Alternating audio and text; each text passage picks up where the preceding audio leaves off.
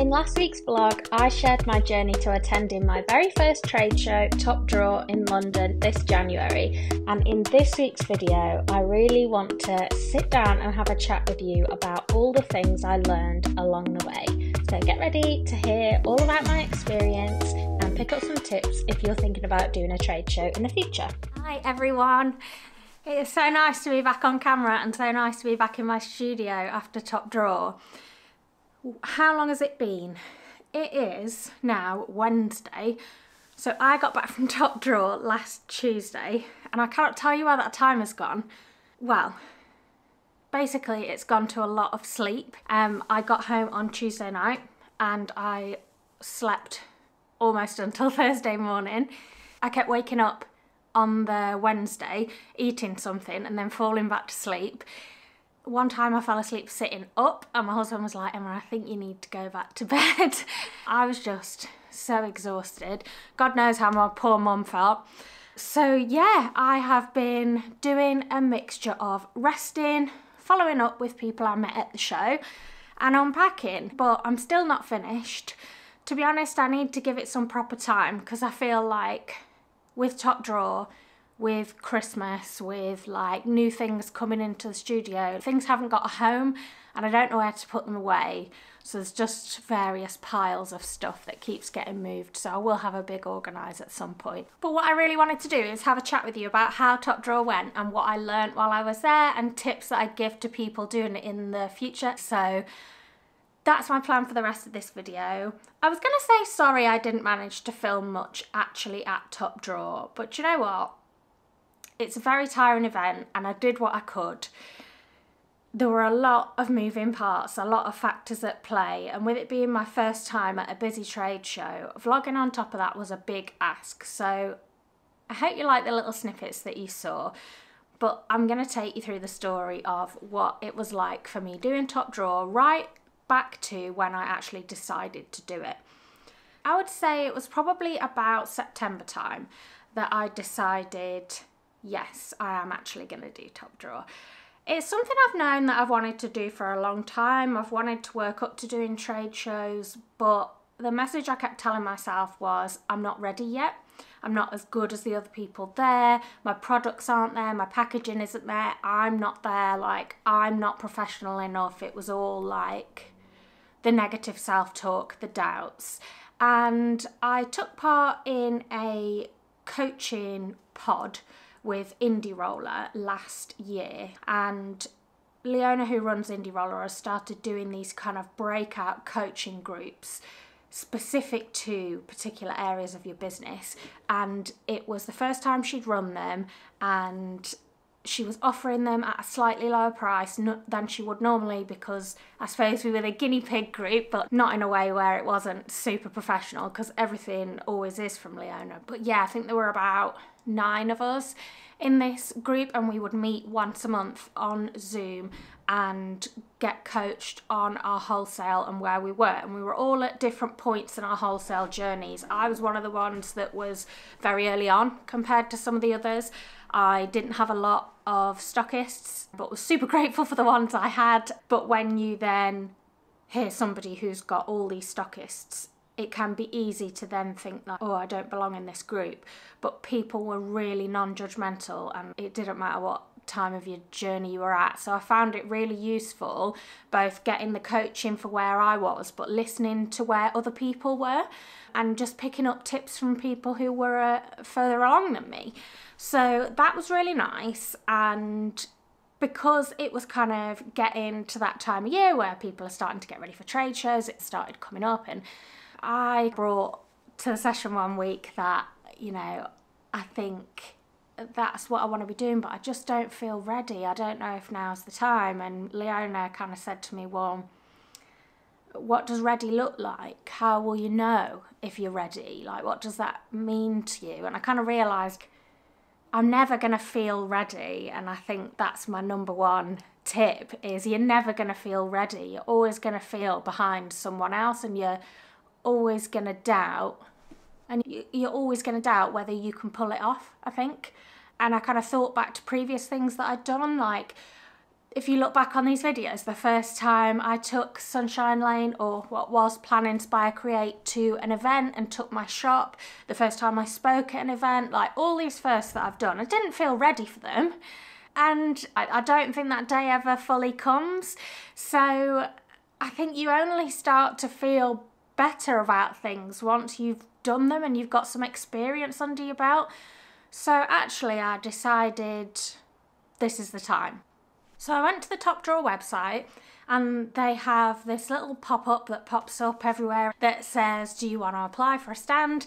And I filled in my details and submitted it. Within a few days I'd got a response and they said they wanted to offer me a section in their Launchpad area, which I was very excited about. So the Launchpad is an area of the show which is a mix of different types of businesses, but it's all businesses that have not been to a trade show before, so they haven't had that opportunity to get in front of retailers and buyers on that scale before. And the idea behind it is for retailers, you can visit the Launchpad and you can get products that aren't going to be in loads of shops yet, so it can maybe set you apart from other shops, and that's how they kind of promote it. I kind of got mixed feelings on the Launchpad, having actually been and experienced it myself. Obviously I've only got the experience of being in the Launchpad, but I'll come back to it when I tell you about my experiences of the show. But I think there's pros and cons to everywhere you go, basically. But I picked my stand, the Launchpad's right by the main entrance, and mine was on a corner, so I knew I would have two open sides, which again has pros and cons because you've not got as much wall space to put stuff on because you've got two walls missing, but means you can capture people coming different ways. And I was opposite the coffee shop. So people were flagging, they were going to get their coffee, they were turning around thinking, what do I do now? And I had a big sunshine that was catching people's eye, and that actually worked really well. And I hadn't spotted it on the map until I got there, but I knew I was on a corner and that I would get people coming different ways, so I was happy about that. There's not going to be one perfect stand. I wouldn't get super hung up about it, but give it a bit of thought in terms of how it would work for you. Do you want to be in the middle? Do you want to be on the end and have multiple open sides? Do you want a great big humongous space? I don't know. All the Launchpad spaces are quite small. Mine was 1.5 by 2 meters, so I had 3 meters squared. That's not the smallest you can have, so you can have smaller, but that size worked really well for me. You just got to think smart about how you use the space, and I used a lot of the wall space to get products kind of off surfaces and up at eye level, and that's how I put my stand together, really. So then it was the planning phase. Once I said yes and signed the contract, it was happening. So I think a big tip I would give you is you need to know where you're putting stuff. You need to know how everything's going to fit. You need to design your stand, basically. I didn't use anything fancy. I just went on Canva and I basically did everything to scale, so that, let's say my 1.5 meters is 150 centimeters. Yeah, come on maths. Then I divided everything by 10, so I'm knocking the zeros off. So I did 15 centimeters.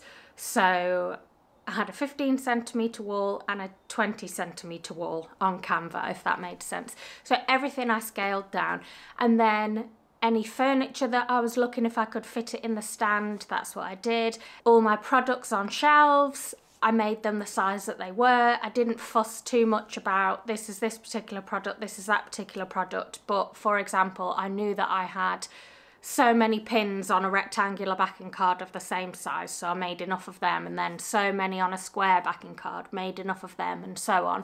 And they were just squares and rectangles. And I had to think about what I was going to do. So if you get the chance to go and visit a show before you do yours, I would absolutely say do it. I didn't want to wait because there's only 2 a year. I wanted to do it in January, so I was like, right, we're just going to get on with it, and I'm going to utilise social media. So looking up the top drawer hashtags, like what have people's stands looked like before, getting inspiration from other trade shows. So for example, the London Stationery Show that's every May. Obviously there's a lot of similar products there to what I sell, so I was looking at those stands and just getting different ideas, and it quickly became clear to me that I couldn't just take my market setup, like it's very different.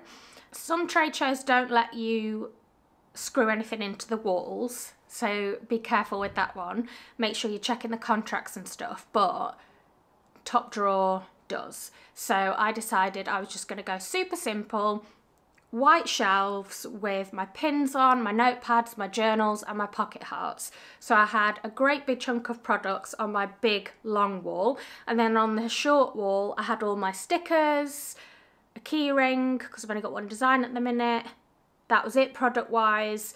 And then I had some tables at the back. I just got some white, like shallow tables that I put my giftable items on, like my pocket mirrors, my spinner rings I actually put at the front, and then I had extras of things so that there were things in more than one place, and also I had examples of things in and out of packaging so that retailers could see how you would package them as standard. So a lot to think about, and think about how to put together. And you also, I think, need to be aware, this is another tip, everything costs. So I think my space in the Launchpad cost about £1,500 plus VAT. I'd have to double check that. I'll put it on the screen just for full transparency, so you know what you're getting yourselves into. The different areas of the show, like if you're fashion, gift, stationery, craft, the different sections have different price points, so they won't necessarily marry up for the same size depending where you are on the floor plan, but then there are all these additional charges. So for example, my package came with the carpet, white walls, 2 spotlights that you could angle, and a board at the top with your business name on, and that's standard for the Launchpad. In other areas you can have just a completely blank space and do with it what you want.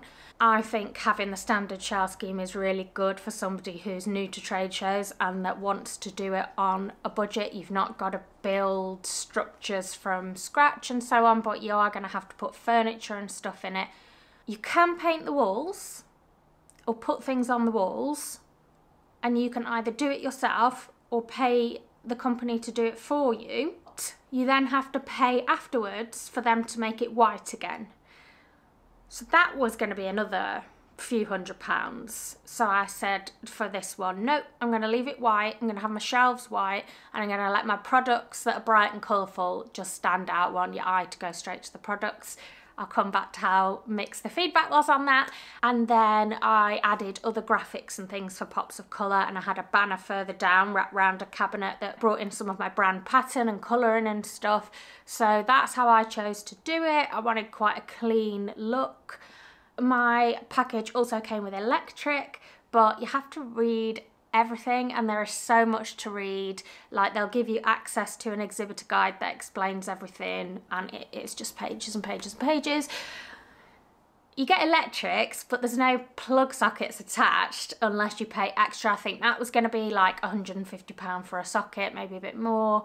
So I was like, no, I won't be doing anything that needs a plug. I'll bring in power banks, etc. So I think particularly if it's your first trade show, you don't know how it's going to go, you don't know what the return's going to be, think about how you can do it professionally but keeping your costs as low as possible. I think you can absolutely do it. Obviously the cost of having the stand in the first place, it's a big cost. So I think for me, I did not need to be adding on hundreds and hundreds of extra pounds worth of things that were a nice to have. So those were the decisions I made. I mocked everything up before I went.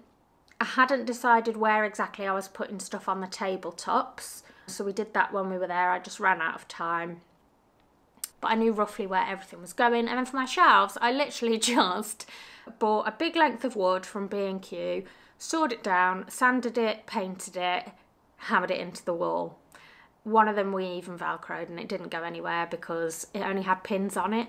Like, no one could tell. As easy as you can make it, the better. So then it was time to travel down, and you really want to get your logistics sorted. It took me ages to figure out where we were going to stay and how we were going to do it, because we're driving down with the car to London where there aren't really car parks that don't cost a fortune. Where were we going to stay? Were we then going to drive quite far away and travel in every day? So then accommodation was cheaper, but then is it worth it for the time?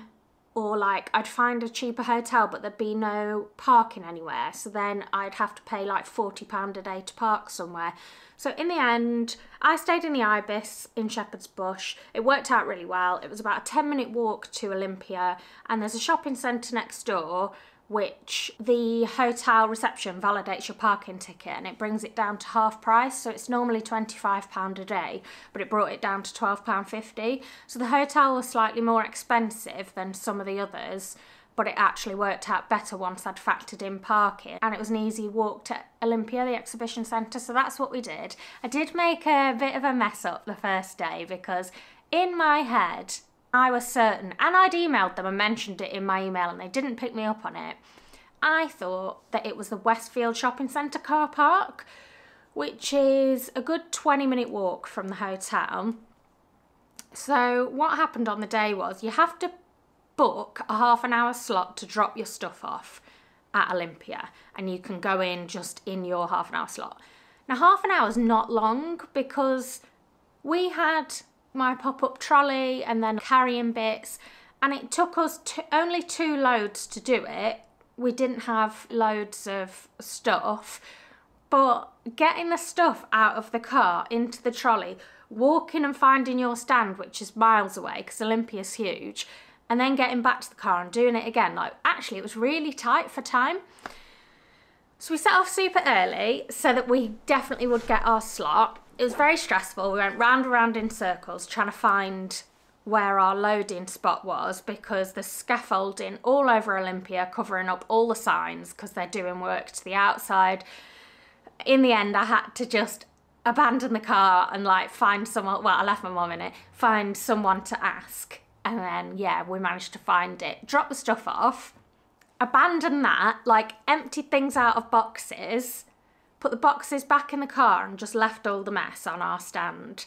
Took the car to the car park, what I thought was the car park, which was Westfield, then pushed our heavy suitcases to the hotel. And when I got to the hotel, I said, so I've parked in the Westfield car park. And he went, oh no, that's really far away. It's the one next door.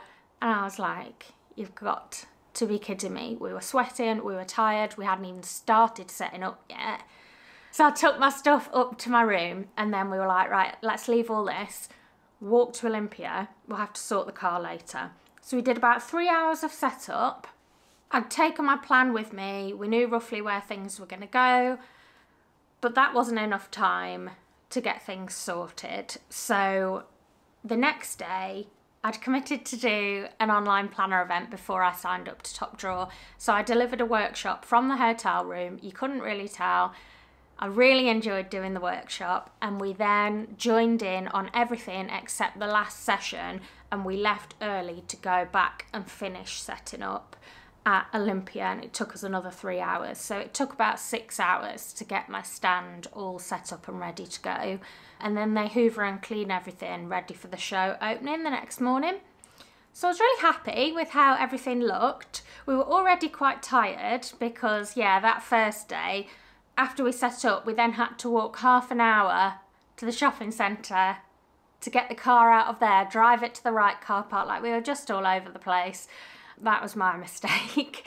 But it is quite a tricky thing with the logistics because having a small stand, there's nowhere where you can really store boxes or anything like that. I didn't even have a table with a tablecloth where I could hide stuff underneath. So anything we had there either had to be taken out and put back in the car, which we only had that small window to do that really, or it had to be hidden strategically somewhere where it wouldn't look messy. So I'd say that's definitely something to think about. What are you taking and where are you going to put your bags, your coats, you know, I don't know, empty boxes of things. Like, you need to be thinking about, how am I going to transport that between places? It's just like one of those little things that, yeah, it's not as simple as it could be if you were parked outside, for example, and you could just go and throw the stuff in the car. So anyway, the show opens, day one, we get there bright and early, finish off the last few minute bits and we're ready to go. And it opened on a Sunday, and Sunday was a really good day. I'd say it was my best day there. I found, and other people confirm from other trade shows, that this tends to be the case, that the first day is very busy with independent shops. It's probably better for them to go on the weekend, Sunday. And so there were lots of independent retailers there. I think small businesses and independent retailers can work really well together. And I, chatted to so many people, absolutely loved it. I will say that it's very different to being at a market where, like, people want to stop and have a chat with you and it's all very, I don't know, easy, relaxed. A lot of retailers, they're busy, they've got a lot of people to get round, they want to get in, get out. So people aren't rude, but they're to the point. And I think that's a different style of communication to get used to. So it's very much like, you know, what's your profit margin on this? What's that? What are your lead times? What's this? And you kind of got to be like quick answers. And also, like, I had one retailer looking at something and I said, oh, if you like those, you might like this. And they just went, no, not that. And then, like, changed the conversation. And I was like, oh, okay, that's me told. But there's no harm meant by it. It's just business. And I think that's a different style of communicating that small businesses who haven't done trade shows aren't really necessarily used to. So it's definitely something to be prepared for. So that was my first day, really busy with independent retailers, and I got 5 orders on my first day. Now, I set quite a low minimum order, which I think encouraged some of the independent retailers to give me a go and see how the products sell. My minimum order was £60 and then free shipping over £150. Obviously, I didn't know everyone else's minimums and stuff, but I didn't see another minimum order under £100. And to be honest, I think I probably would set it that bit higher next time. But I think, yeah, it did encourage some of the independent shops to think, okay, let's trial this and see how it goes, which is great. You just kind of want that first foot in the door, right? And like get your products in front of customers and show the retailers that they'll sell. So that's what happened on the first day. And then in between that, I was just taking lots of contact details of people I spoke to follow up with after the show. And I have heard a statistic, and now I can't remember who told me, that 80% of orders will come in the week after your trade show, 20% actually at the event. Now, I haven't had another 80% worth in the next week, so that hasn't been true for me, but I was absolutely blown away, and I think it did boost my confidence to think, we're getting some orders here at the show. And I was prepared to go and come home with nothing, have all those leads to follow up on that I could hopefully nurture into future orders. So I think you should definitely go into it with that mindset, like realistic expectations. I think I'd still probably have that same mindset now if I did another one, but I was really happy with that first day. And then the second day, a lot of the bigger retailers came in on Monday, and yeah, this is where my mixed views on the Launchpad come in, because I feel like the bigger retailers, they came knowing who they wanted to talk to. I think there was a general opinion that the newer businesses there weren't ready to work with a big retailer, and I can see how that would be a risk. Like, if you suddenly get this huge order, if you really got the infrastructure in place to pull it off, how established is the business? Are you just going to close in 6 months? So there seemed to be a general conversation with people that it was kind of the second, third, fourth trade show where retailers saw them consecutively and started to talk to them more seriously, like, oh, you're still here showing up and I've noticed your products, but now I'm thinking, okay, clearly you mean business, which is kind of frustrating because I paid to go to show I mean business, but Rome wasn't built in a day. So it's fine. And I know they send an email out every night at the end of each day saying, like, these are the brands that have come through the door today, well done for today. And there were all these big department stores, supermarkets, stationery shops like Ryman's, WH Smith's, Scribbler. Who else? Oh, I can't think. Anyway, the big relevant retailers. And I was like, where were they? I did notice some of the people that look quite official and like big business like, they weren't wearing their badges, they'd put them in their bag, and I did wonder if it was so they didn't keep being harassed, which, you know, smart move. And I felt a bit deflated on the Monday night because I thought, I feel like I haven't had a chance to have a chat with them and show them my stuff, and it's frustrating because I might have smiled and said hello to somebody and not known that actually this is the person, you know, not like pounce on them, but can you draw them into a conversation, and you've just not known, and it's a missed opportunity. That was a bit of an emotional roller coaster because I did kind of feel a bit like, yeah, you have to be realistic that whilst the trade show will sell it to you, like all these retailers are coming through the door, doesn't mean they're going to stop and talk to you, and you can't get hold of a list of who's going. So yeah, it's just having that realistic expectation that it doesn't mean that you're going to have a half an hour conversation with Mr. Tesco or Mrs. Sainsbury's just because you've brought a stand. So yeah, there was that. But I did get another 2 orders on Tuesday, so that was good. One came in via email from somebody I'd given an order form to on Monday, and then another one actually on Tuesday on the stand. So I got 7 orders in total from the show, and I'm absolutely blown away. I'm so grateful to have 7 new retailers to work with that are giving me a go. It goes a long way to helping me on my journey of building the wholesale side of my business, to have managed that, and I'm just so happy. And then the last day was quiet, and I was talking to a lot of people who said doesn't matter how long the trade show is, the last day is always quiet.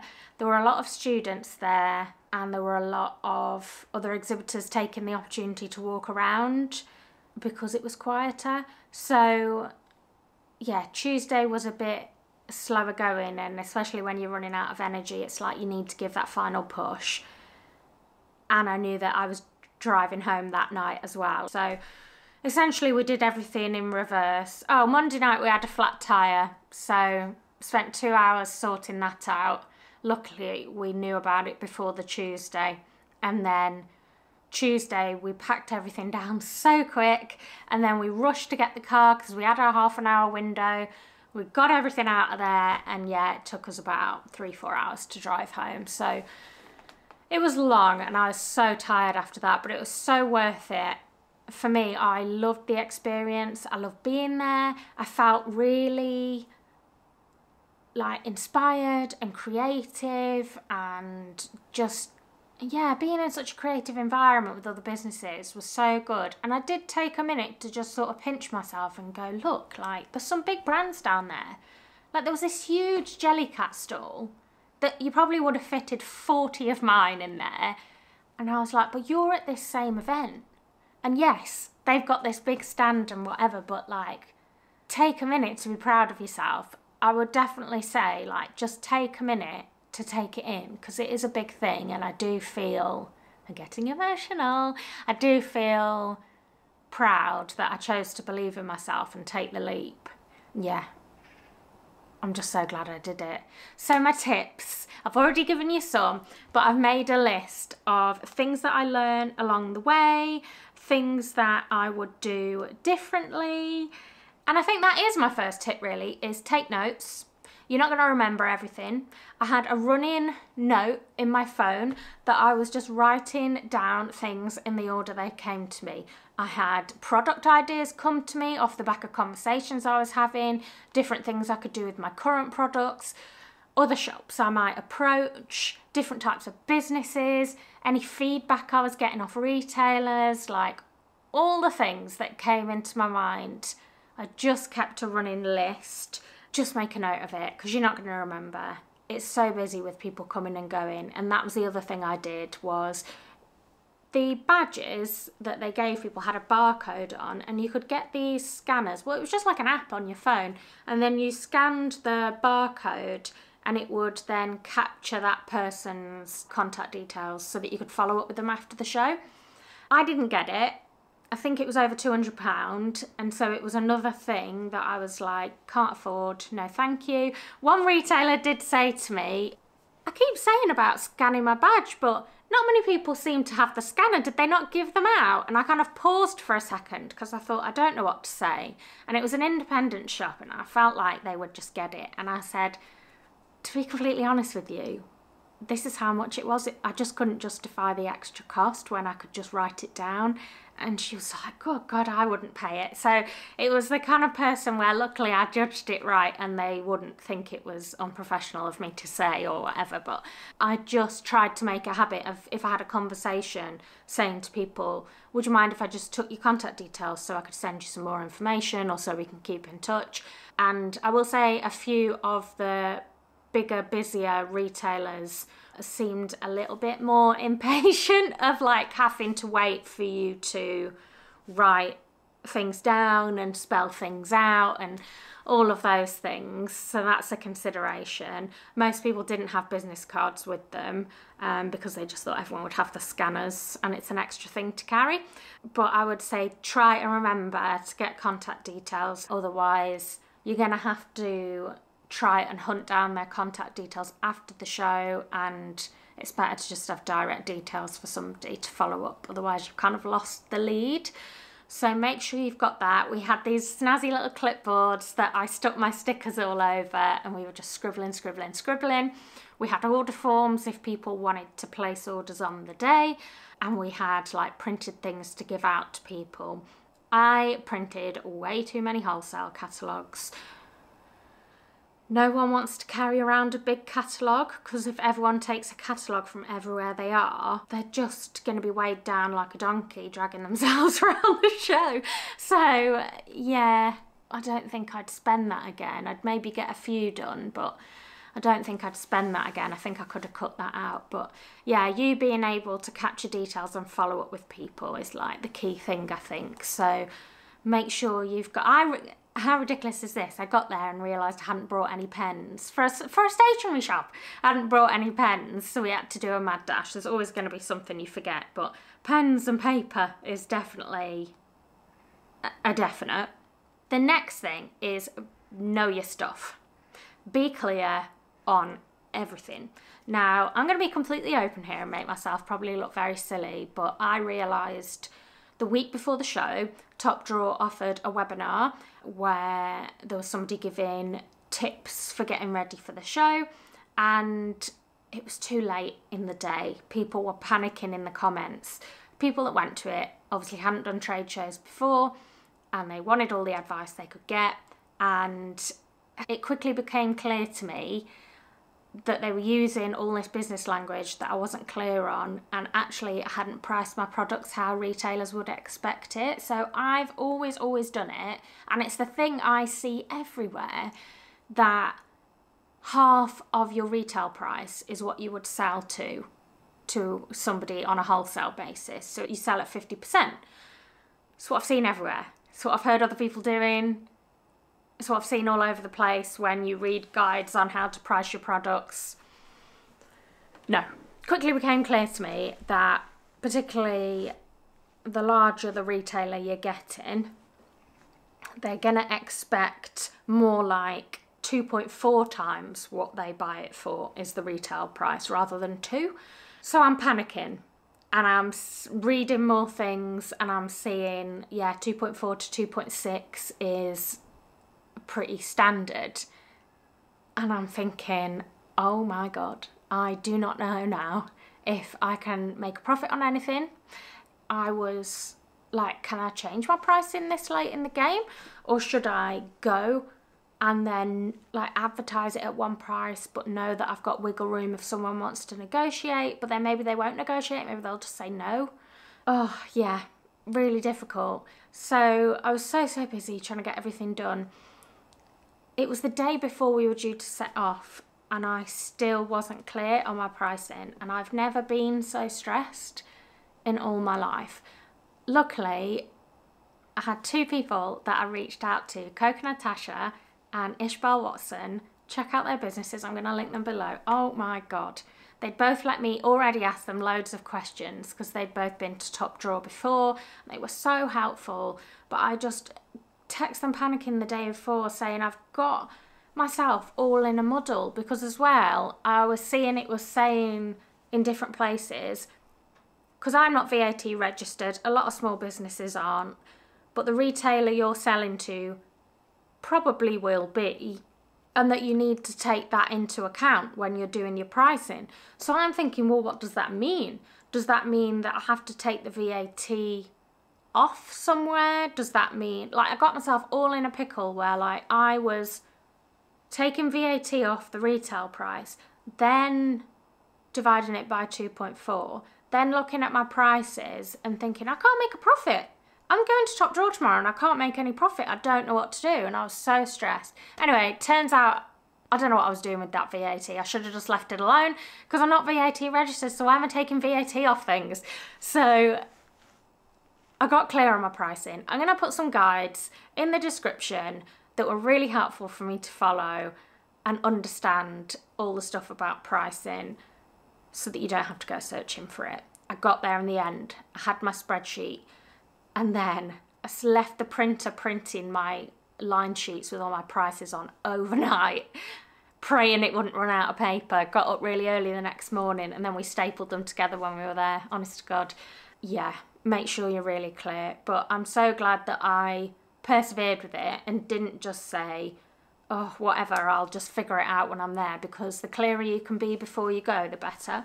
Because when people are asking you these really rapid fire questions, if you can rapid fire those answers back, actually you look like you know what you're talking about. And by that point, I knew my prices up, down, left, right, every which way they were, because I'd spent 3 days just in pricing mode, pretty much.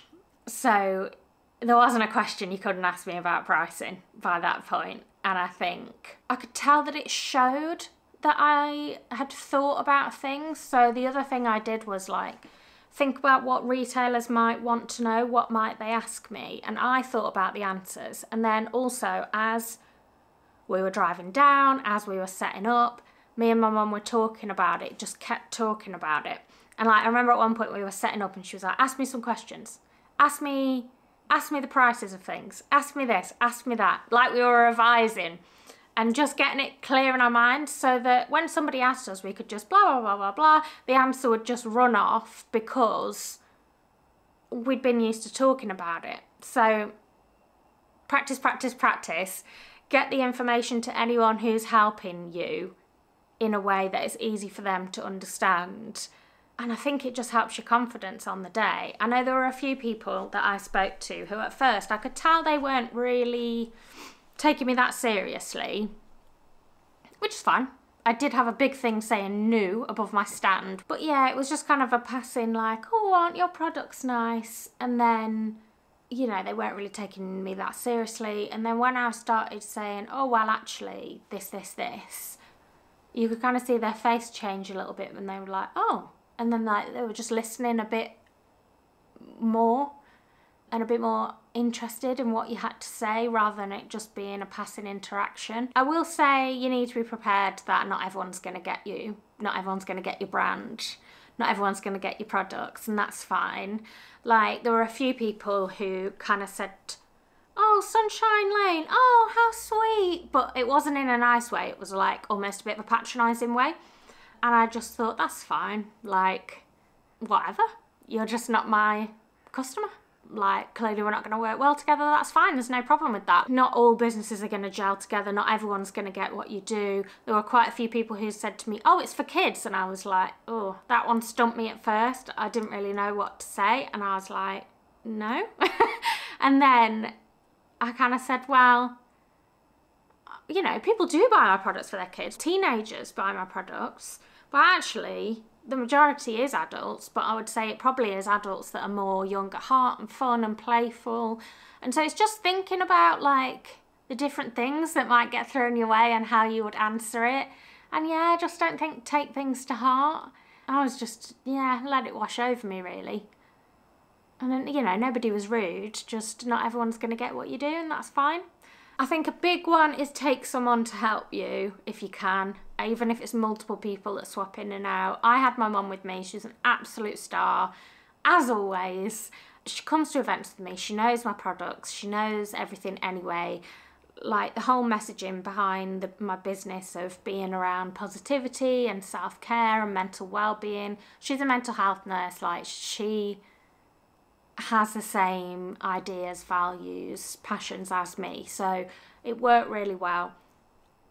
I fully trusted that I could go off and do something and not worry that I was going to miss an order because she was there. I could just go to the toilet in peace and know that when I came back, she was happily chatting with somebody, giving them all the information they needed, and that is just really valuable, as well as having just that support system and someone to be like, you're all right.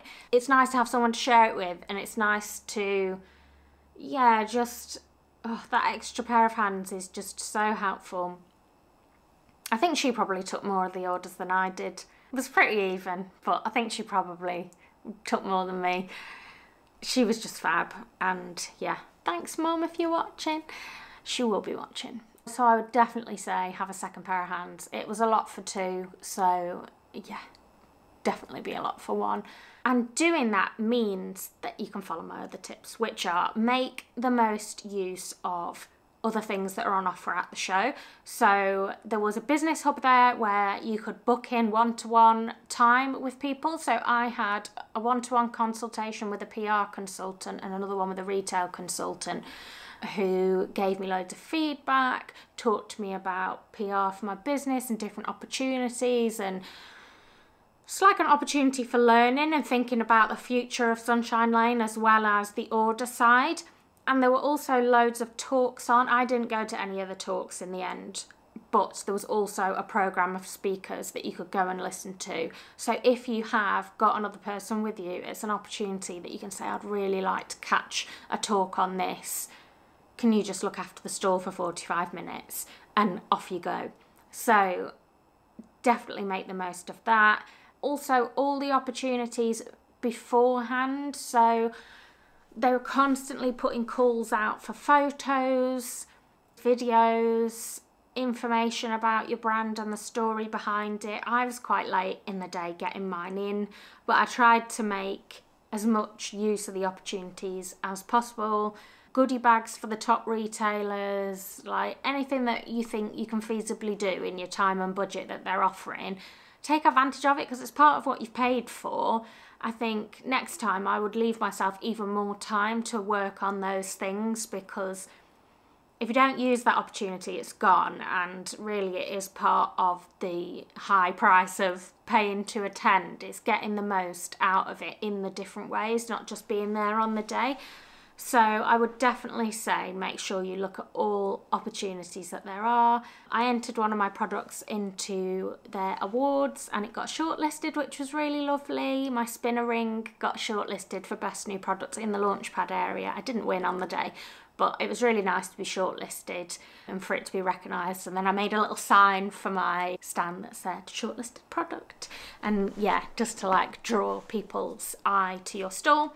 And then also just walk around, see other people's stands, see how they do things, see what stands out to you from a distance, from up close. Like, is a retailer going to look at your stall from a distance and it catches their eye? Now, this is where I think, yeah, I'm a bit mixed on how I put my stand together. I think ultimately, I loved how it turned out, and I actually wouldn't have done anything different for it being my first show. I think I did it exactly how it needed to be. I had big, colourful graphics on the walls that were catching people's eye, but I do need to be mindful that my products are very small, and so they aren't going to catch people's eye from a distance. But it's funny because I had a couple of comments from people saying that my stand stood out because a lot of other people's were so bright and colourful and things all over the place that your eye didn't know where to look, and mine stood out because it was clear. And then I got opposite feedback. So I had somebody who came to talk to me about a different trade show that he thought it might be good for me to attend, and he said, maybe when your stand's a little bit more refined. And I kind of went, ooh, ouch, like that hurt a little bit, but I didn't let it show. And then afterwards I thought, oh, I really wish I'd have asked him what he meant, because now it's going to annoy me. I'm going to think, what do you mean? What needs refining? Because I've had good feedback, so what is it that needs refining? And you're not going to please everyone. But I thought, is he the type of person that's going to spend more money, and so is his opinion the type of opinion I'm supposed to be pleasing? I don't know. There's no right answer, is there? So when I had my one-to-one with the retail consultant, I said, yesterday I had this feedback and I wish I'd have asked what it meant and what do you think? And I kind of braced myself, and she was like, to be honest, when I was a buyer I probably would have given you the same feedback. And she was like, it's not that it doesn't look professional, it's just that it doesn't necessarily look very Sunshine Lane. Like, if you look at the postcards that I designed for the event, they were bright, colourful, fun. My product photos are bright, like everything's bright. And then to have these stark white walls kind of doesn't go in that sense. Do I think that necessarily lost me orders? No, I don't think so. But might it have attracted different people in? Who knows? So she said, take time on the last day when it's quieter, walk around, see what other people are doing, see what stands out to you. And yeah, it was an explosion of colour everywhere, and I got it. There were other stands like mine and I thought they looked nice too, but I got what she was saying. And I think it could be easy to just be defensive because you've spent money and put a lot of time and effort in. But actually, I think don't be afraid to ask for feedback and just be open to it, because now next time I'll probably tweak things and do them slightly differently. And that's the thing. I don't think I would have done anything any different, because if I'd have gone in all guns blazing, spent all this money and not know if trade shows were even going to work for me, like that would just be silly. And also, when you're trying to get your head around new things, like you don't want to overcomplicate it for yourself. It was already a lot of work. I didn't know what to expect from any of it. Like, me and my mum are both autistic. My husband said to me when I told him about just the logistics of even getting there on the first day, he was like, no wonder you're stressed. This is an autistic person's nightmare day. And I was like, yeah, I don't know. I'm nervous enough just for getting there and the logistics of everything I need to do on day one. And then the night before the show, it suddenly hit me like, oh my God, it's opening tomorrow. Because I've been so worried about everything else. So I think tweaking and improving things over time, I think, is exactly the way to go. Don't overcomplicate it, but equally be open to feedback and for tweaking things moving forward. And that's what I'm going to do. Each time I do one, I'm just going to bring a little bit of something different to it and then see how that goes down, and then, you know, like just keep reassessing and seeing how things go.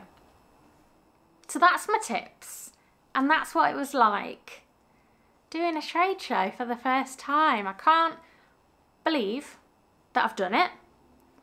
I'm really proud of myself, and I'm just excited to think about what comes next now. I've been following up with people. Obviously it's hard because so's everyone else at the trade show, but I'm just going to keep giving people a nudge and, you know, remember me? Remember little old me you spoke to? Would you like to place an order with me? Thank you. And we'll just see where things go. But yeah, if you've got any other questions, anything else you want me to talk about on this channel to do with trade shows in more detail, or yeah, let me know. And just thank you so much for supporting this journey for me trying to grow my business.